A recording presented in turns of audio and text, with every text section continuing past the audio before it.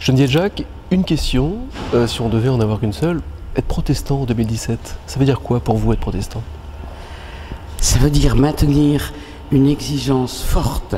par rapport à un certain nombre de valeurs fondatrices pour ceux qui ont la foi protestante et qui sont aussi les valeurs de la République, dont la fraternité. Et ça veut dire persévérer dans un rôle d'aiguillon, de vigie pour que les autorités soient à la hauteur de ce qu'ils proclament par ailleurs. La CIMAD, est-ce que je peux vous demander de nous rappeler ce qu'est la CIMAD et les enjeux portés par la CIMAD? La CIMAD a été créée en 1939 par des mouvements de jeunes protestants qui se sont mobilisés pour refuser à la fois l'idéologie nazie qui désignait des indésirables étrangers et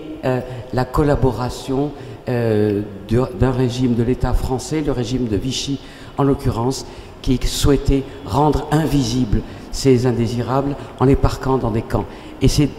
de cette origine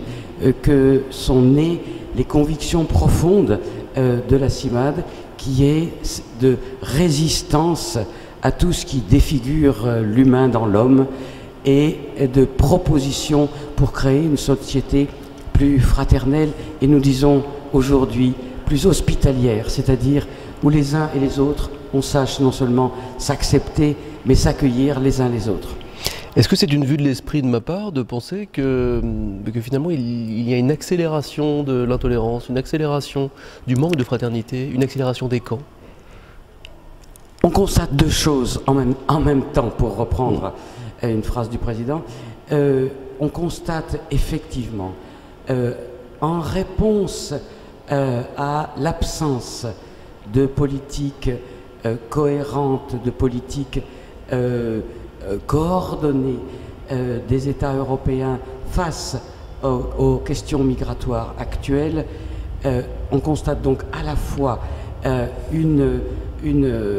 un repli de certaines opinions publiques avec une montée de la xénophobie, de l'intolérance, mais surtout de la peur de l'autre, peur de l'avenir, et en même temps une montée partout, un fleurissement d'initiatives citoyennes, accompagnées ou pas d'ailleurs, par des mouvements associatifs plus structurés comme celui de la CIMAD, pour dire que nous souhaitons une société où on ne rejette pas l'autre, où on tend la main à celui